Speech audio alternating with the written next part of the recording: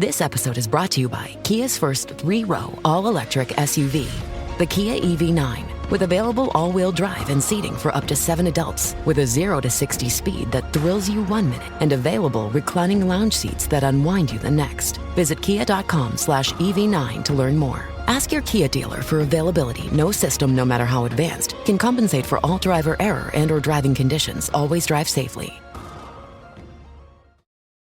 I'm Mo Rocca, and I'm excited to announce Season 4 of my podcast, Mobituaries. I've got a whole new bunch of stories to share with you about the most fascinating people and things who are no longer with us. From famous figures who died on the very same day, to the things I wish would die, like buffets. All that and much more. Listen to Mobituaries with Mo Rocca wherever you get your podcasts.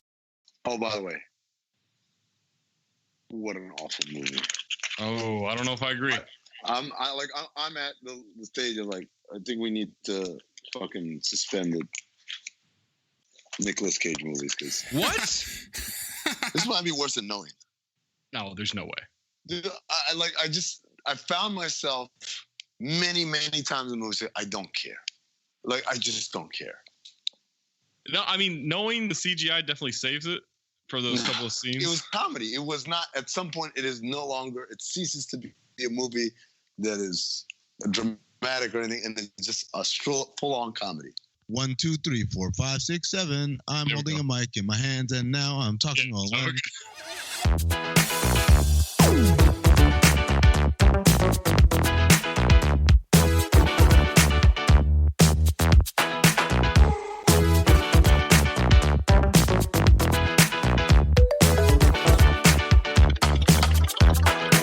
Welcome to Cinephobe, the podcast where we break down the movies you're afraid to admit you love. I'm Zach Harper, joined by Amin and Anthony Mayes, producing the show.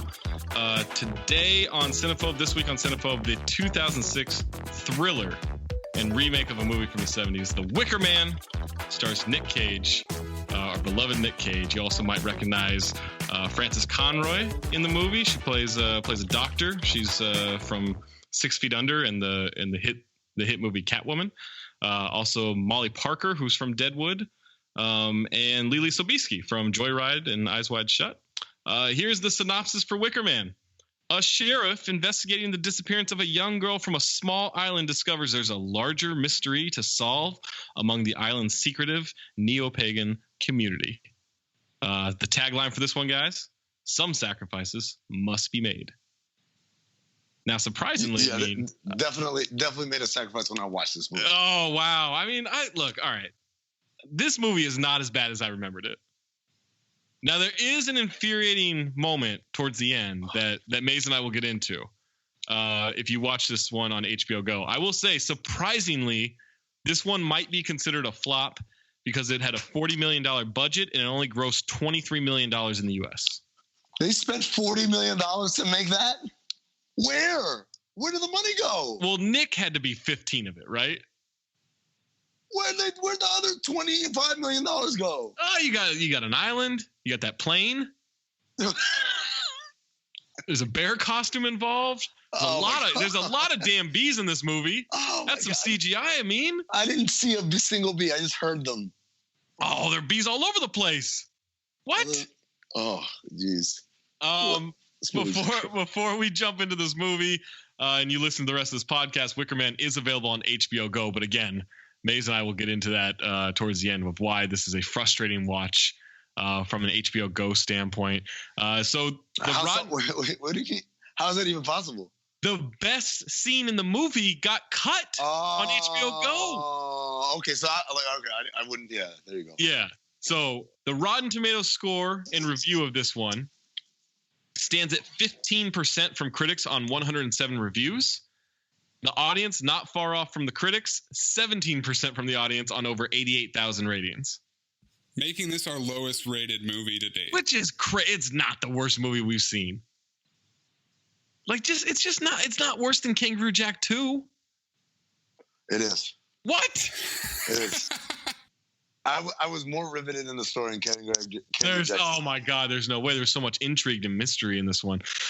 James Berardinelli from Real Views wrote, despite retaining significant chunks of Schaefer's dialogue to go along with the basic story structure, LaBute has transformed the eerie, disturbing psychological thriller into an unintentional comedy.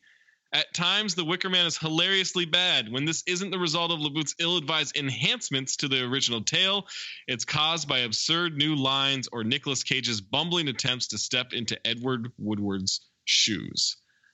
I just don't agree. That's pretty accurate. What? That's an amazingly accurate review. Probably the most accurate review we've ever read on this show. Oh man. No, I haven't seen the original. I haven't seen the original. I haven't seen the original, so I have nothing to base it off of, other than the idea that yes, it is unintentional humor at its finest, and yes, Nicolas Cage is bumbling for much of this movie. And you think we need to put? Wait, is bumbling? Is that a bee pun? Oh no! Not the bees! Not the bees! Ah! Just go. Man. I'm so upset that I watched this movie. Mayes, what were your thoughts going into this rewatch? Because you've seen it before, right? I've never seen it. Oh, okay. I'd never seen the original, so I had nothing to compare it to. So how did you know? How did you know there was a scene that was omitted? I mean, it's infamous. There's a Nicolas Cage loses his shit compilation on YouTube that's been around for a few years. That's an absolute classic.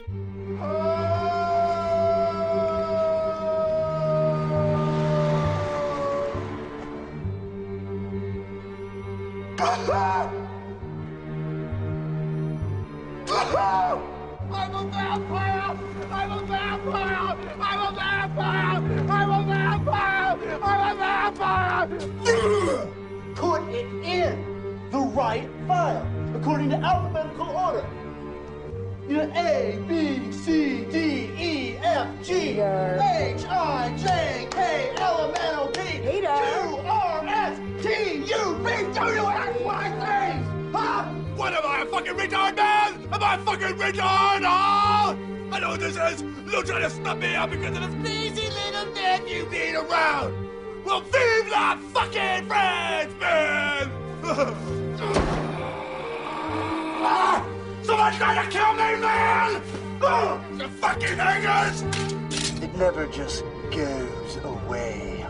The goddamn contract is somewhere in the goddamn fucking files! Fuck!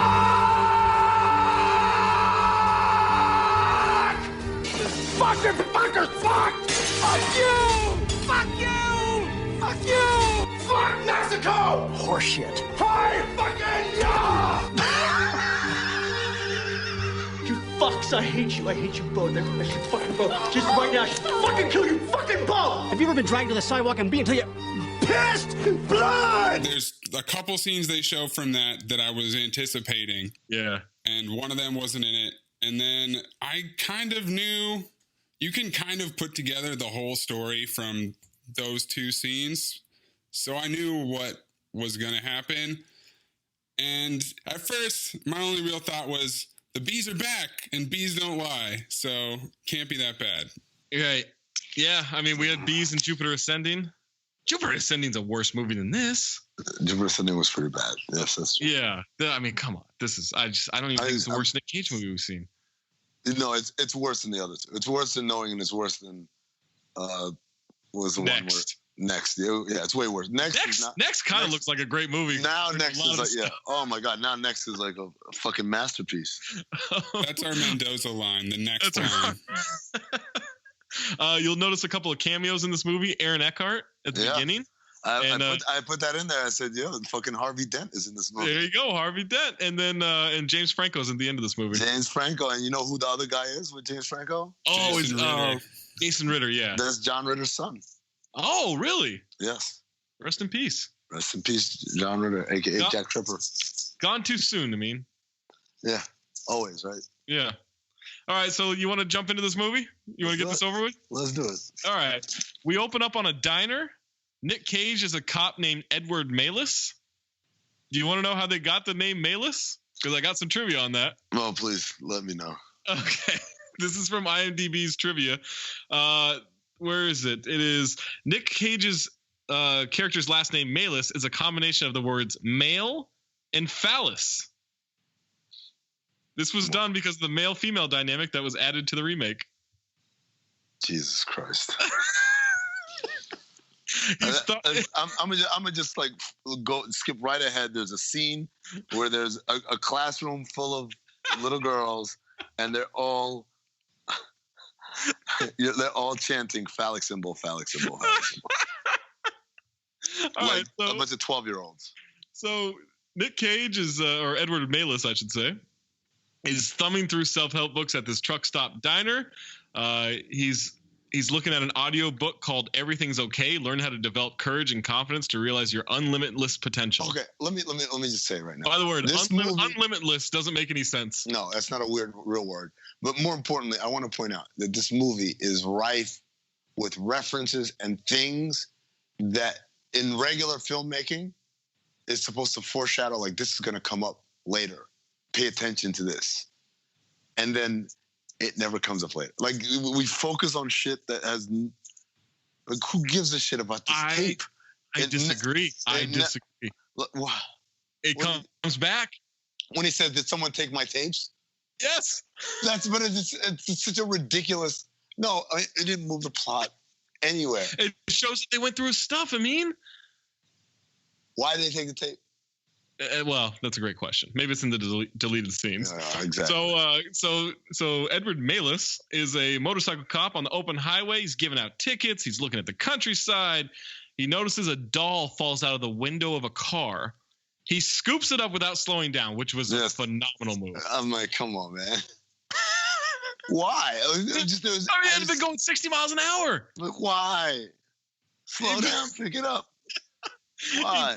He pulls the car over. He returns the doll to this very creepy girl. She throws it out the window again. Nick Cage goes over to pick it up, and a semi-truck plows into the car. Why? Head on, and it catches on fire. He tries to pull the little girl out, who's very conscious, by the way. And very, like, calm about the whole thing. Yeah, like, just very calm about the whole thing. Looking back at him.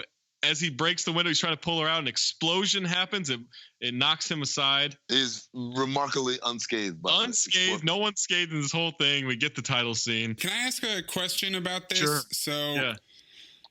I don't know if this is skipping too far ahead, but did this happen? Or was this like a vision that he had? Oh, I'm so glad you asked that. Because the girl looks like every girl in the movie. They look like they're from SummersIsle. They say that the bodies are never found. Yeah, they never. Oh, it's like, why? And then he has like visions of this all the time afterwards. I thought it was a nightmare. I thought obviously you see people die in front of you. That's got to fuck you up. That's what I thought. But then I'm like, why did they do this whole like the bodies are never found thing where they added this mystery element to that incident that they never then pick up back again? I disagree. I think it comes back. When? Look, I mean, at the end. No. After the whole movie, I'm leaning towards this didn't happen. What? It absolutely happened. Who was the mom and daughter, and why was the car unregistered, and what happened to the body? Like, it was just mad. I got answers for you. Hold on. Why did they not recover the body when the shit happened right there? Well, he was knocked out. What? And he woke up, and then everything was. They have a cleaner. The SummersIsle has a cleaner that came in and wiped the scene clean. Yeah, Harvey Keitel. It's probably the trucking company if we're really getting into the conspiracy of it all. Yeah. Also, the truck. I guess the truck was supposed to be swerving to avoid him. Okay. And obliterates this thing, but then just kind of drives. We don't know what's up with the trucker. Yeah, you didn't really see the truck at any point anymore. Kind of just drove off. Real hit and run. That's why I think this was all his imagination or his vision that he had. Do you think it's the Jacob's Ladder scenario? I think that he came to the island for a reason. Oh, all right. So we go to his house after this title scene.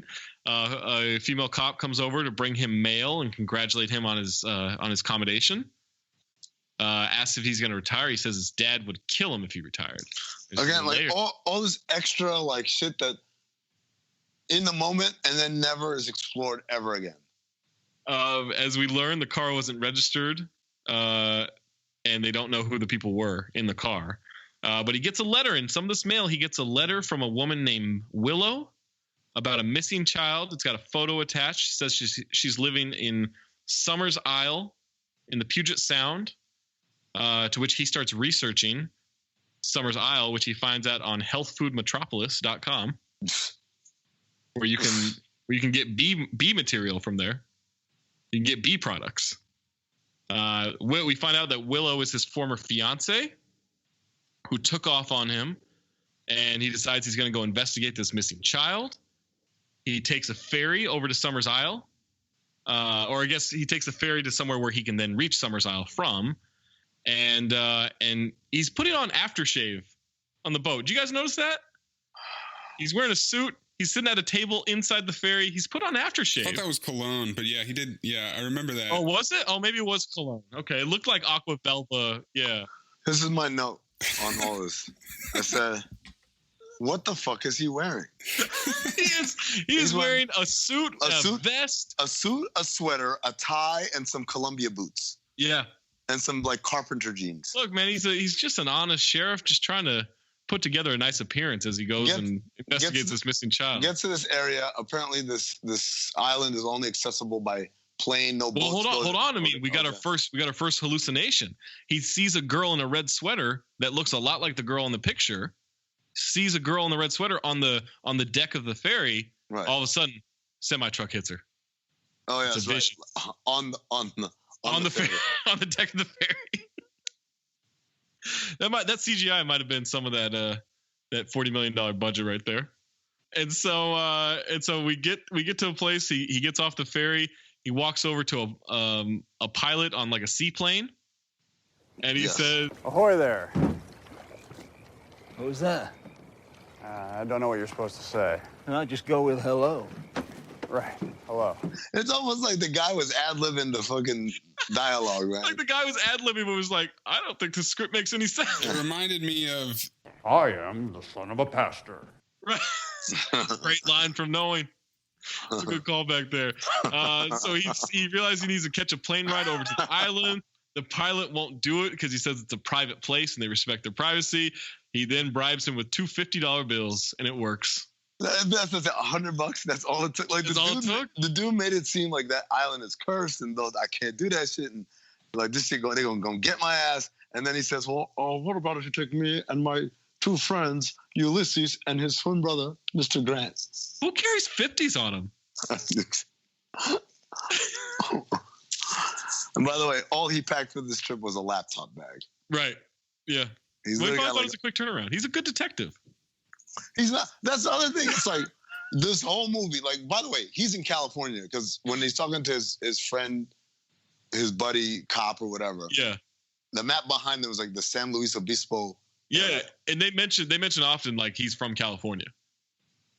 And so this motherfucker spends this whole movie up in Washington. Yeah. Like flexing, like this is an investigation. Like, motherfucker, you have no jurisdiction here.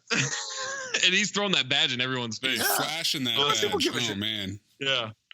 So he gets the plane ride. He's trekking through a forest. He's trekking through hills. An older woman stops him, tells him it's private property. He can't be there. He says he's a cop and he was invited over. He shows them the missing picture or the picture of the missing girl, and they all like look away and say they haven't seen her. Mystery. I mean, hold on. So like they're carrying a bag that clearly has something alive in there. Oh yeah, they're two guys carrying a burlap sack essentially, right? And it's dripping blood. Right. And so the woman says, "Oh, you keep staring at it. Why don't you take a peek?" And then he starts to open the bag, and then I can't remember. He gets startled. Yeah, they rattle the bag in his face as he gets closer to it. And then he never looks in the bag. Never looks in the bag. But you're a fucking cop, and something is wriggling and bleeding. Well, to be fair, he doesn't have jurisdiction. Oh, Jesus Christ. Oh, yeah, he never sees what's in there, but he goes up to the lodge to find Willow, the woman who wrote him the letter. He walks into the lodge, and it's all women in there, and he says, "Must be ladies' night." I like that line. That's a good line. I like that line. He walks over to the barmaiden and says he's looking for a room and a meal. He says, "Can you swing it?" And she says, "Swing it? Is that some sort of city talk?" And at that point, I wrote the note, "Is this like The Village without the twist?" You guys remember the M. Night Shyamalan movie? Oh yeah. I remember. I hate that movie. Oh, I hated that movie. So now Willow gets introduced, played by Kate Behan. She's in one of the Matrix movies. She's in Flight Plan. Flight Plan might be a good movie for this podcast. Is that Jodie Foster? Yeah, that's a real bad movie. So Willow comes in. She clears up the confusing city speak, city talk, and so Cage. By the way, I wrote the note. This woman looks. I said, "Is that Kathleen Turner?" Wow.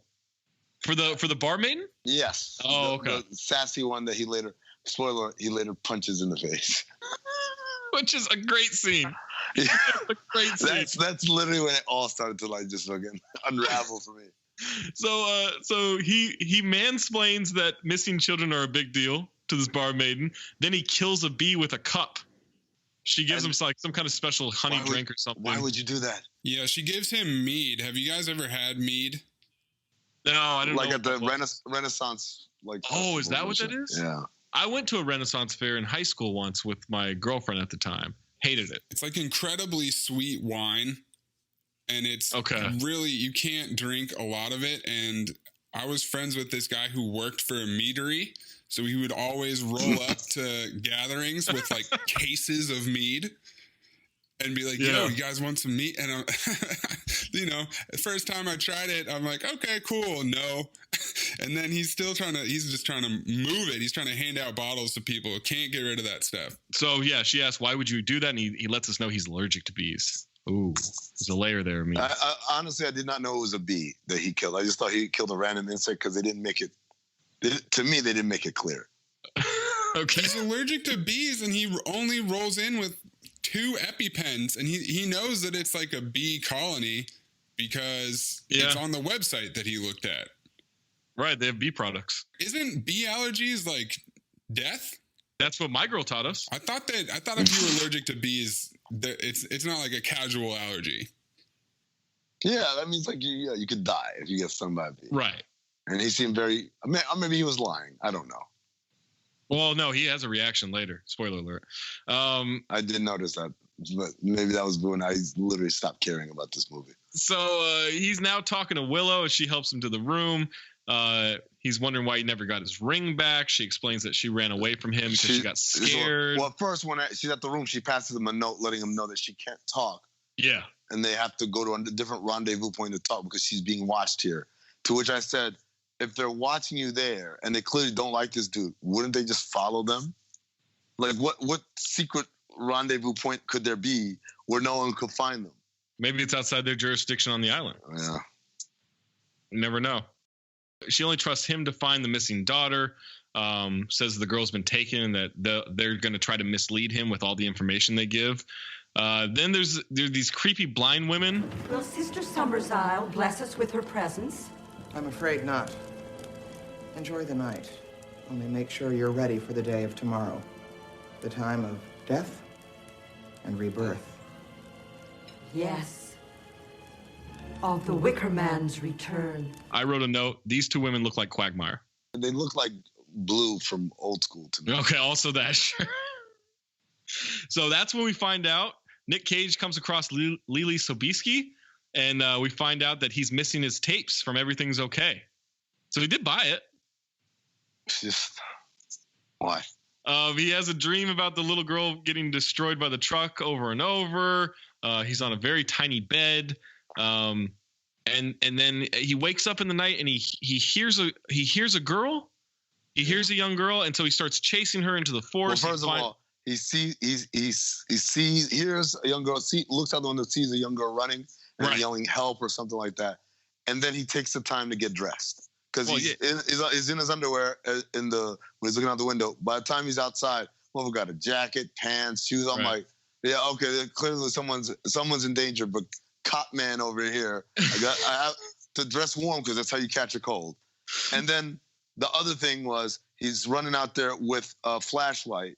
And I said, wait, did he pack a flashlight or did they just have one in the room? Do these people believe in electricity or not?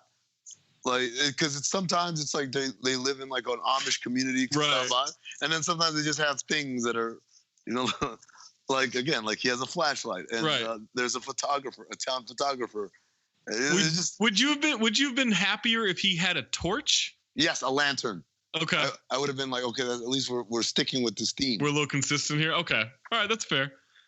He finds this old barn, starts searching the barn. He goes upstairs to the barn. He finds like a harvest of some sort. He finds the sweater, the red sweater. And then he nearly falls through the floor of the top floor of the barn, but he manages to pull himself back up. And I did write, to be fair, is there a payoff to this scene? No, there isn't. Everything is unnecessary about this movie. Everything in this movie is unnecessary. My question was, would pigeons exist on an island like this? That's a good question. I don't know the flight patterns of pigeons, so I can't answer this. I feel like it's possible, but I think it should have been another bird. Yeah, maybe like a seagull or something like that. A seahawk. Something brown. I don't know. Or a crow, like the one that was trapped in the desk for no fucking reason. Again, another thing they just did just to do. We'll get to that. All right. So the next morning, Lily Sobieski mentions they don't have any royal honey for him for his drink or his. So they got him store-bought honey. Yes, they got him store-bought honey because the crop was cursed last year. Where the fuck did they buy the? Maybe that's what the pilot's bringing in. Honey, that's all. Again, like this is where we draw the line on fucking on goddamn like this olden times way of living. Like okay, it's olden times except for when we run out of honey, we'll go get honey, and then he doesn't even want the store-bought honey. So they go get him fucking like Sweet and Low. I'm like, what are we doing here? Right. Y'all just have Sweet and Low around? Oh, again, the pilot bringing it in. Cage finds pictures on the wall of all these young girls from festivals of the harvest, but last year's picture is missing. It got broken the night before, and the picture's missing. Oddly enough, as he's looking at this stuff, Lily Sobieski basically like begs him to take her with her or take her with him. Yeah, and she's wearing makeup. Yeah, she's wearing a lot of makeup. I'm like, wait a second.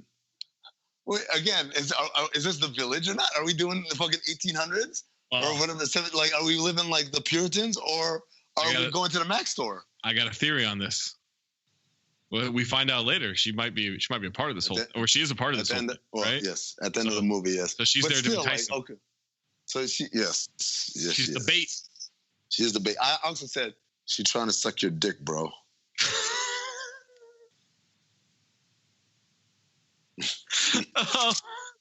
That's not a very Puritan way of living. I mean, I'm just saying. Puritans need to suck dick too. So now he walks up to the school where you mentioned there are all these. It's nothing but girls in the school, young girls. A lot of twins in there. Yeah, a lot of twins on this whole island. Yes. Yeah, the whole island, a lot of twins. And when he walks in, the girls are chanting "phallic symbol, phallic symbol." Yeah. The funny thing is the question was. Yeah, the question is, what is man in its purest form? Yeah, and so I thought it was like a philosophy class. And it was like, they're talking about like mankind or whatever. And I thought, at first I was like, that's a really deep question for, again, what looks like 10-year-olds. But like, I was like, like the pursuit of knowledge and happiness and some shit like that. And they literally all just start chanting. And by the way, there's a lot of lines in this movie that are delivered in unison. Yeah. Like, have you noticed that? A lot of chanting in this movie. A lot of, not even chanting, just they say shit all at the same time. But yes, they're all imagine a bunch of little girls all chanting phallic symbol, phallic symbol, phallic symbol. Powerful scene. I was worried that the fucking FBI child crimes unit was gonna barge in and see what the fuck I'm watching. So the teacher says that Nick Cage frightened the class. The class claims to not know of Rowan, the missing girl, as he passes a picture around. And Cage notices an empty desk. He walks over the empty desk. He opens it up, and a crow flies out of it. A crow flies out of it, and the little girls say, we wanted to see how long it would last in there.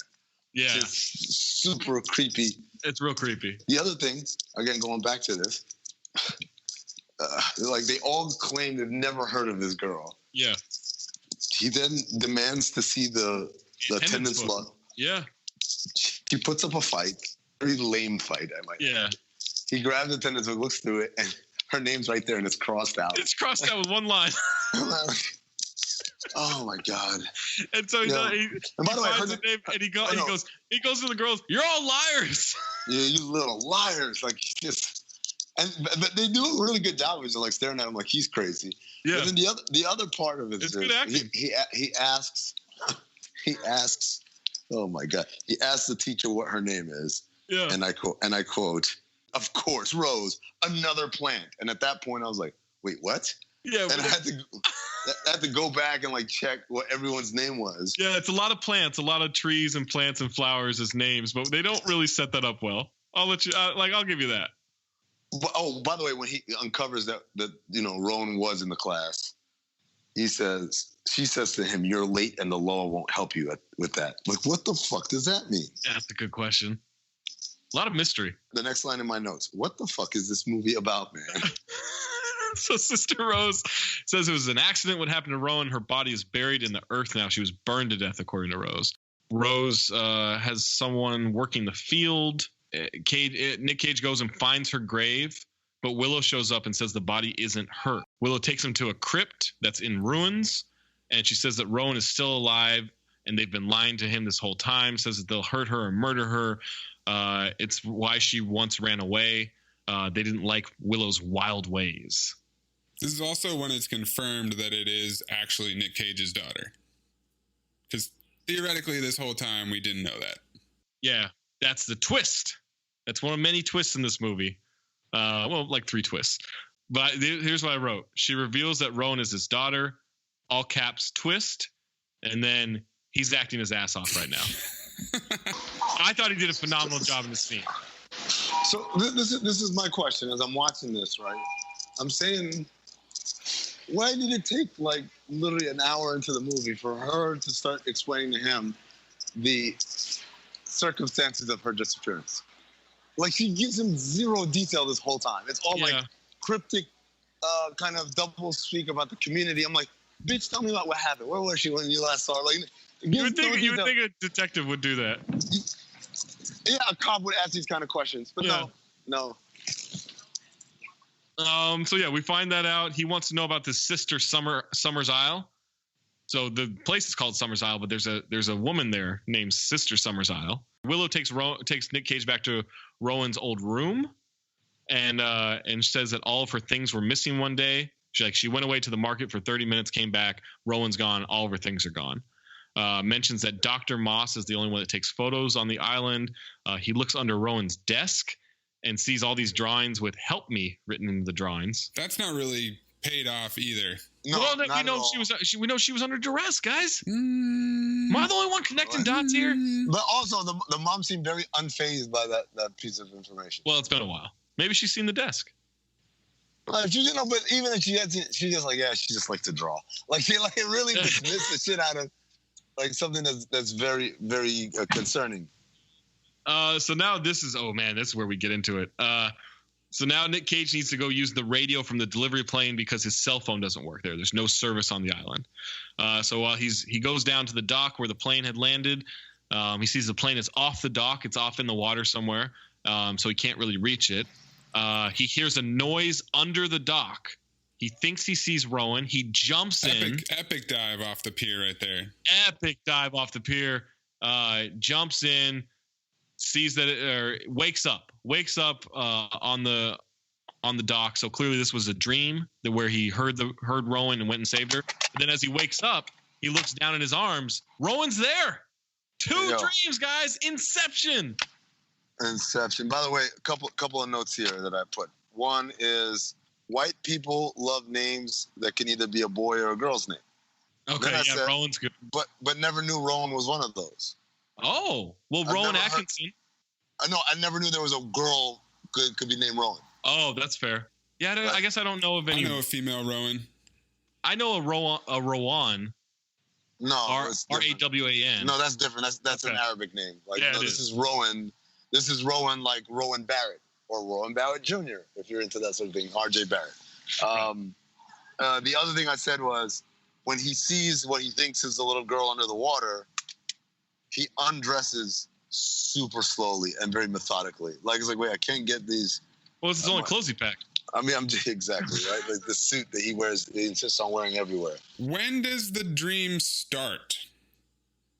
Is it with the plane? Because he doesn't go to sleep or anything, right? Well, he sits down on the dock waiting for the plane, right? Or waiting for the pilot to come back. Maybe he just falls asleep when he's sitting on the dock. So the dream starts on the dock.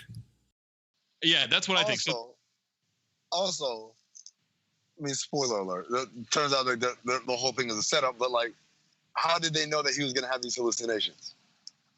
Well, she does know him. Knows him pretty well. This Willow. They were engaged. I mean, so she knows he has hallucinations. Has this always been? This has been happening his whole life. It's another mystery. You're saying maybe because you're filling in like blanks that they both created and neglected to. Like that's my thing. It's like it's one thing was like you neglected to fill in these blanks. But when you are the one who created the blanks in the first place, it does seem like a curious decision. But maybe it's just a thought mover. Well, when you're writing a movie and you want your character to have hallucinations, do they have to have an explanation or a source? Isn't that the whole point? There's clearly some trauma there. It's got to be like Shutter Island, where they're making him take pills, and that's why he's having these hallucinations. Because, yeah, it is just connecting the dots, and I'm just going to say that he has these hallucinations because he's being drawn to the island. But that's all me doing the work. Well, maybe that's the thing. Maybe it's there to make you think. That's what I'm in on this movie. Makes me think this movie is terrible. All right. Now he dives into the water for real. He swims over to the plane. The radio has been destroyed. So he can't radio for help. He can't radio to get anybody. That radio is just completely dismantled. So we now find him going to Dr. Moss to ask about pictures. He finds a book of ancient rituals. Dr. Moss says she can get him a copy of the missing photo from the festival because she's got a negative. She can print him out a new one. And then he says he's got to leave. He hides in the bushes as two women, little hands made tailish, two women in beekeeper costumes, red beekeeper costumes, come and take Dr. Moss away. He breaks back into the office. He looks at the letter from the ancient rituals. It's about the fertility ritual, which they were very secretive about. And then he walked into another room where there are a bunch of fetuses. Fetii? Fetii in a jar. Fetii in jars all over the room. Finds the picture of Rowan from the festival. And on the picture, it says it was the worst harvest on record. Fast forward to he and Willow are now back together, and they start making out a little bit. This was a weird makeout sesh. Yeah, weird makeout sesh. Felt a little forced into the movie. Not really set up too much. Now and then he's on a bicycle. He stops on the bicycle to help these men load logs onto a truck. And then the logs start falling. He pulls one of the guys out of the way. Just like Next. Oh, good callback. Call forward? Well, I guess he saw it coming. And the man doesn't talk at all, which Nick Cage makes note of. He walks the bike away, rides it, and I'd put a note. I could watch him ride a bike all day. It was a very calming experience to watch him ride bikes. Anybody else get that feeling? Was this before or after he took the bike from a girl? Oh, he did. Is that when he stole the bike from? I can't remember. Or is that later? I think that's later. He bumps into a beehive and freaks out about the bees, and then he runs into a field of beehives, and they're attacking him. He's freaking out. He trips. He rolls down a hill. The allergies are hitting. He's having more hallucinations left and right. And I wrote, hallucinations are the new montage. Yeah. I felt like we had a lot of montages in the last movie. Yes, we did. And now we're all about hallucinations. He wakes up in a bed with Dr. Moss looking over him in the home of Sister SummersIsle. And he finally gets to meet Sister SummersIsle. Who is remarkably a lot younger than I would think for someone who runs a community that is named after them. Right. It's Ellen Burstyn. I mean, she's in Requiem for a Dream. She's in a lot of stuff.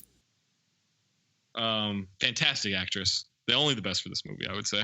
And they brought her in to just explain everything, do all the exposition. Yeah, to explain everything. So all she does is just nothing but exposition. Her name should have been Sister Exposition, because she says that Willow sees rough potential in him. He wants the body of the girl in the grave. He wants to exhume the body. She says wants to do the autopsy. SummersIsle says she's not worried about foul play. Says that they don't believe in murder. Yeah, they don't believe in murder. And then she says she's an earthly rep of the Great Mother Goddess. And we find out they may have been descendants from the Salem witch trials. Is that what they alluded to? Well, it starts. They referenced the original movie, which was set in Scotland. So they say that they used to be Celtic ancestry, and then they went to Salem, and then they went to SummersIsle. So it's saying that they did all of that, which, okay, whatever. But they're trying to get away from the pioneers, right? And that they're not subservient to men. They only need men for breeding. Men are what? Second-class citizens? No, not at all. We love our men. We're just not subservient to them. And men are a very important part of our little colony. Breeding, you know. God. Quite a little racket you've got going for yourself here. Breeding? Sounds like inbreeding to me. Oh, my God, what a line. What a line. She gives him permission to search the grave. And she's just belittling him left and right. Like, she really has no respect for men. It's a real, turn of roles here. Gender dynamics. I was going to wait until we were done recapping the movie to point out that this movie was probably the most incredibly misogynistic movie I've ever seen in my life. Literally, the whole movie is just basically, watch out for these women. Watch out for these crazy women. Don't let them get in power. Yeah. Yeah, they're gonna have us being a bunch of deaf mute, like pack animals. So he's digging up the grave in a suit. He's wearing the hell out of the suit. Class it up, man. Yeah, he digs up the grave. He finds that there's just a burned doll in there. Here's a child crying. Searches for her in the ruins of the crypt. He opens the crypt. He walks down the stairs. He finds the sweater that Willow made for Rowan in the water. Dives into the water, and then someone closes the hatch on him. He's trapped. He's hallucinating. Willow comes and finds him in the morning, so he's been there all night. How much later? Yeah, I'm about to say, how much later? All night. She untraps him. I wrote, this suit has held up pretty well. It's a really well-made suit with all the stuff he's doing. He took it off. Yeah, he took it off to dive in. And so when he comes back out, it's nice and dry. Yeah. He shows Willow the doll and just repeats over and over again, how did it get burned? Is hers? Tell me! Yes, I think it, yeah. How'd it get burned? How'd it get burned? How'd it get burned? How'd it get burned? I don't know! How'd it get burned? How'd it get burned? Yes, I think it, yeah. How'd it get burned? How'd it get burned? How'd it get burned? How'd it get burned? How'd it get burned? How'd it get burned? How'd it get burned? How'd it get burned? How'd it get burned? How'd it get burned? How'd it get burned? I don't know! How'd it get burned? It's art. Really some masterful editing. It's from like a decade ago. It's from a while ago. So we get that how did it get burned? That's a classic scene. She doesn't know. He says he can feel that something bad is about to happen. Says to lock herself in the house. And he goes to find SummersIsle. He's fed up. And while searching through the house, he finds this. What I wrote is a disgusting old man in a bed. He finds. What was that about? I was like, that's who they're breeding. So they're breeding with. He finds a girl. He finds a girl covered in bees in a chair in one of the rooms. I thought that was what's her name? That was Makeup Girl. Oh, Lily Sobieski.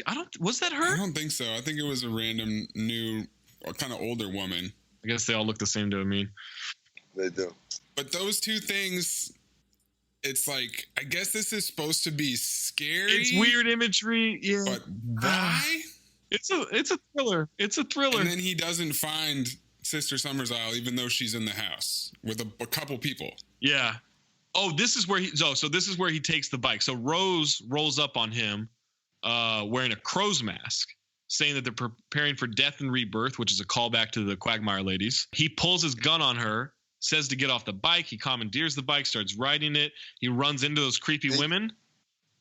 Everyone he runs into is wearing a mask. He commands them to take off the mask. Right. He comes across these men, asks for their help. They don't respond because they can't talk.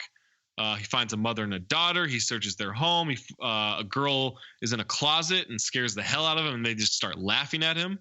Hysterically. A lot of creepy masks for kids. He's kicking in doors. He's searching every home he can. He says he's searching this entire island before this ceremony. He does find the pilot dead. The eyes have been gouged out of the pilot, and his mouth is sewn shut.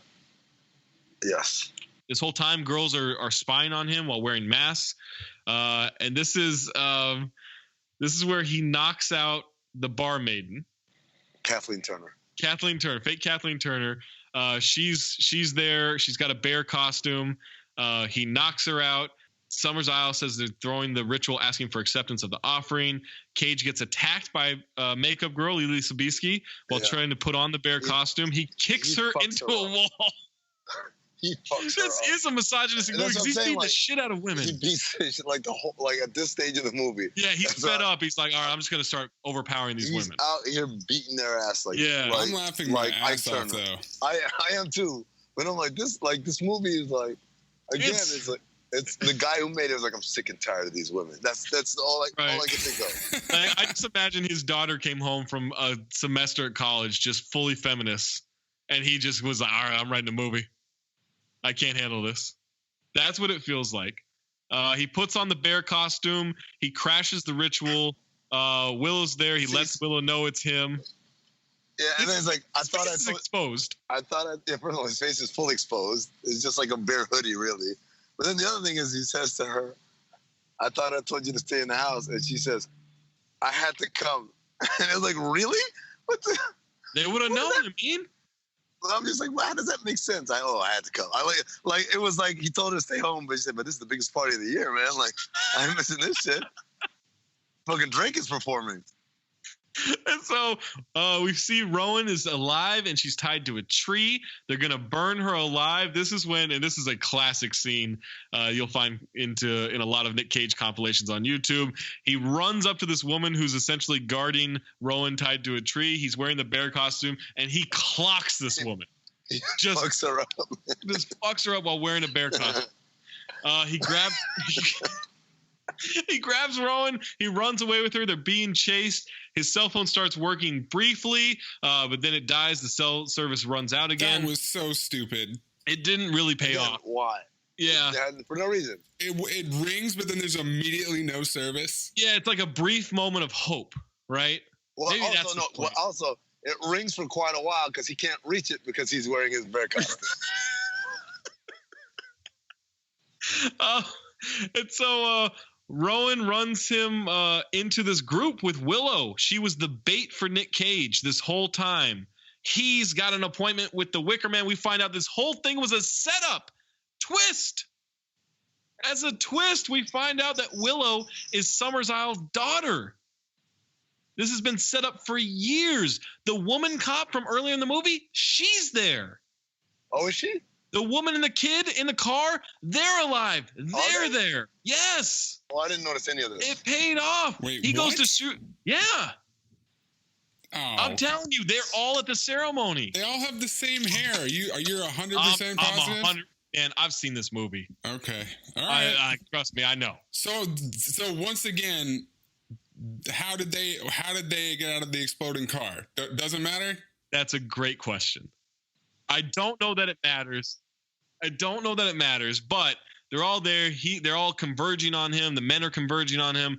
And he pulls out his gun. Gun's got no bullets. Tries to fight his way out. He's overpowered by them.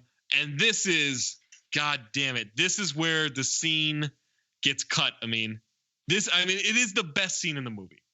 And all they do in the unrated or in the rated version that's on HBO Go is they just do some voiceover work and you don't really see anything. But you mean hold on.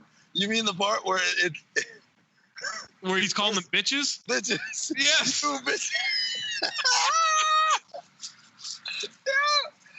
This is murder. It's like he's calling them. He's calling them bitches. He says this is murder. Killing me won't bring back your goddamn honey. No, but the best one is, first of all, he's saying this is murder as if, like, he's holding them to that standard they said earlier. They don't believe in murder. Right. Like, guys, this is murder. Like, what? It is? Oh, shit, bring him down. My bad. I didn't know that was murder this whole time. But yeah. Then there's a part where they break his legs. And, yes. And he says, oh, my legs. Oh, so, all right, in the deleted scene, they have his legs, like, on these logs. And they're holding him down, and they just take a sledgehammer to one of his kneecaps. But here's the thing: this completely caves his leg. Everything about this, where he's screaming and he's yelling about his legs. I said, you know what this is? This is Ahmed from Austin Powers. I'm very badly burnt, and my legs are both broken.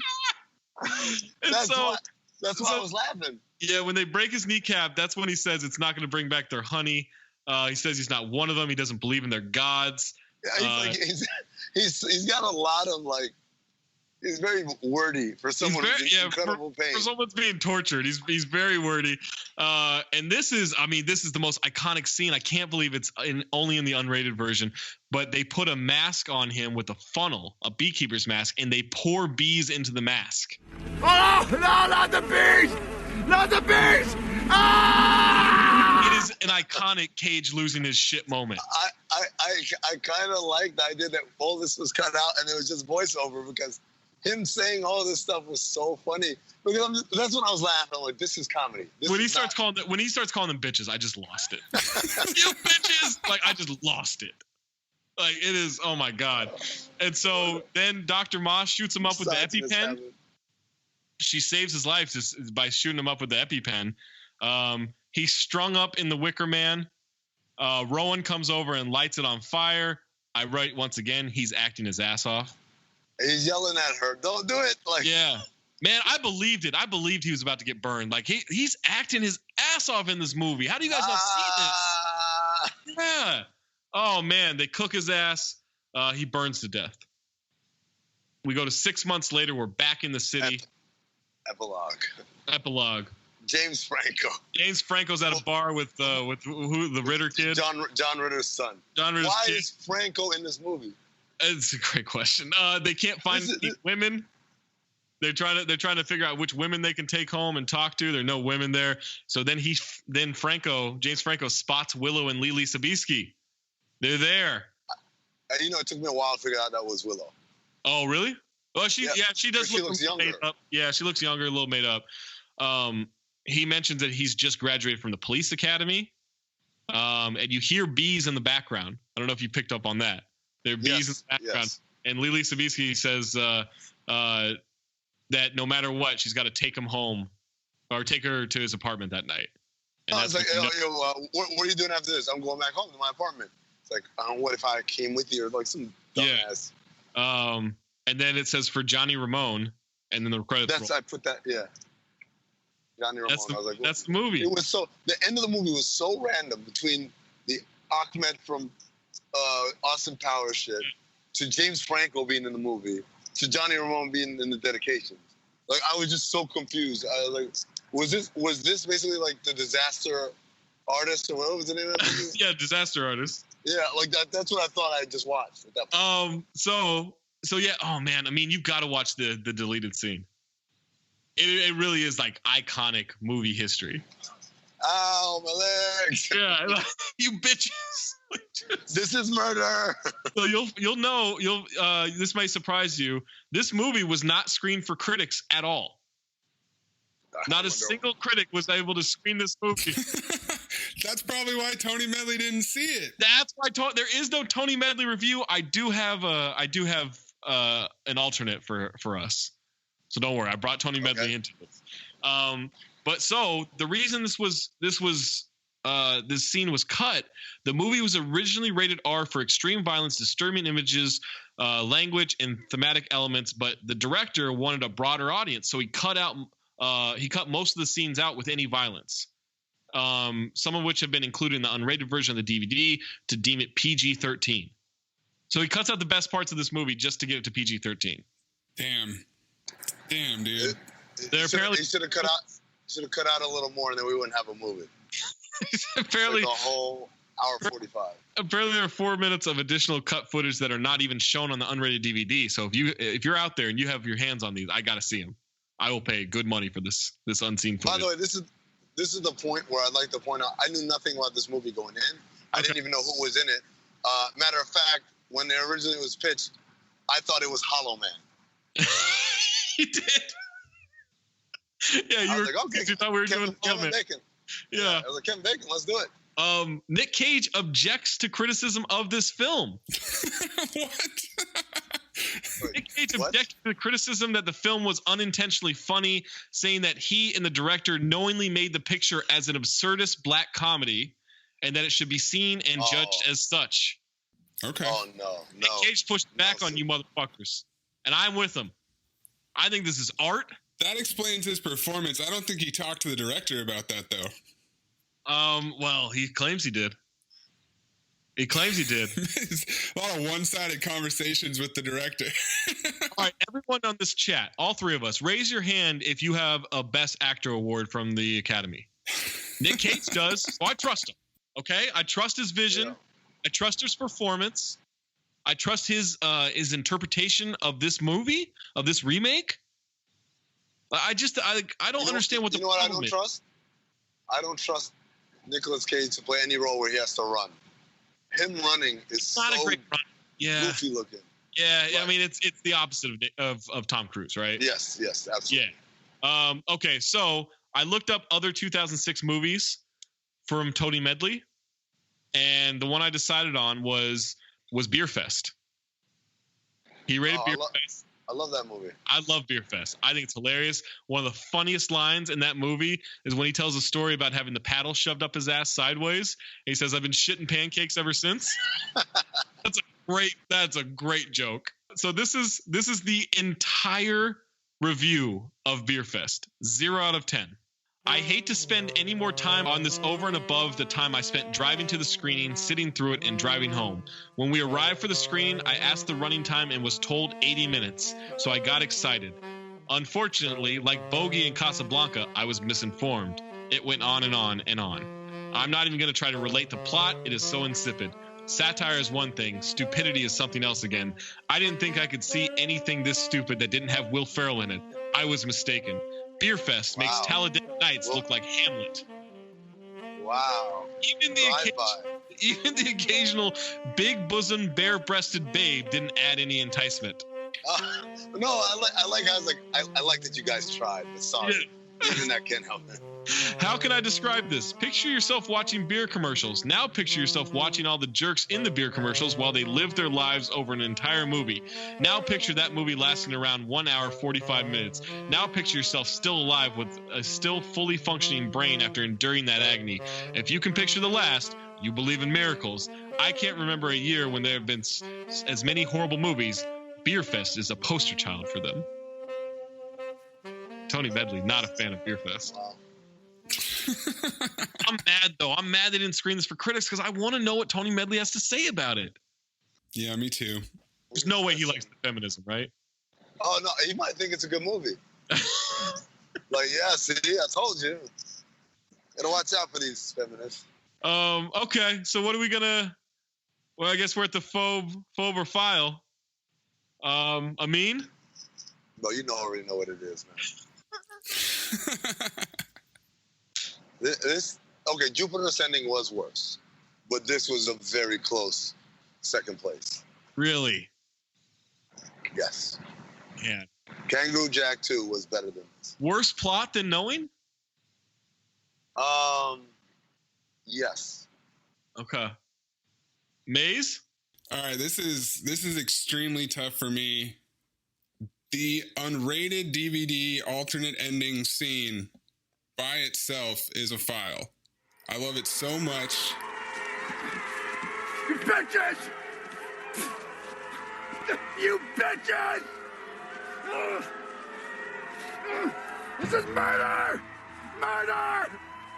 You'll all be guilty! And you're doing it for nothing! Killing me won't bring back your goddamn honey! But I know it will.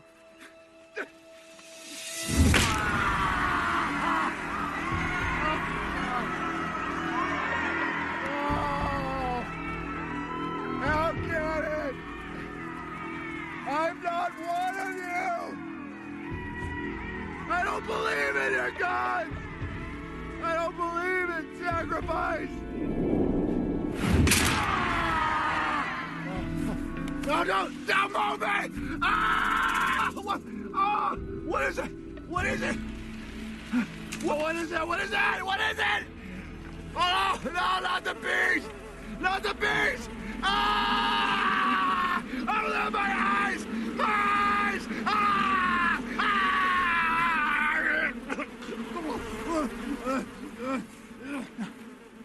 The disappointment of not having it in the version that I was watching crushed me. I was waiting for it all movie for this payoff, and then when it's just voiceover, and I felt like they skipped it, and I'm like, what? And I lost my shit, and so now this is a phobe. Because this was the version that he decided to release in theaters. Like you said, he's going for the PG-13. All right, that makes sense.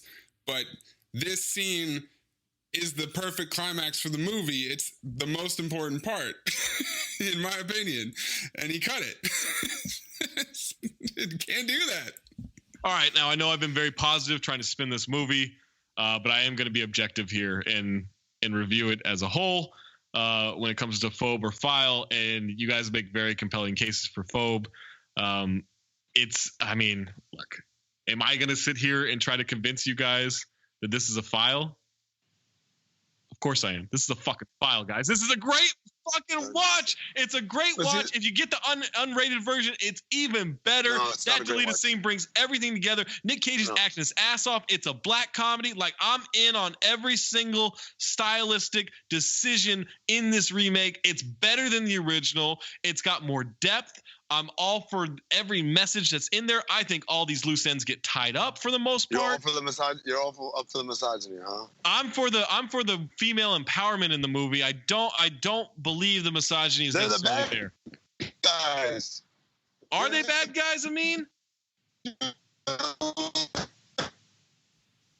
Oh no, we lost Amin. That might be the perfect way to end this podcast. Thank you for subscribing to Patreon. Thank you for subscribing to all of our Count the Dings podcasts. We will be back next week with a movie of Amin's choice. I'm going to guess it's not Nick Cage. Don't forget, live show October 12th. We still have a few tickets left. We're going to sell this out pretty soon. We may even sell this out by the time August gets here. If you want to go, October 12th, San Francisco at the Independent. We're all going to be there. Lightyear's guy's going to be there. Marcus Thompson's going to be there. Ethan Strauss, Tom Haverstraw, Amin Hassan, Big Waz, Trevon Edwards, Mariano, Anthony Mayes, Nitz, Eden Liu, myself. My parents will be there. Everyone you want to see there will be there. So go to the live show. Tickets at countthedings.com.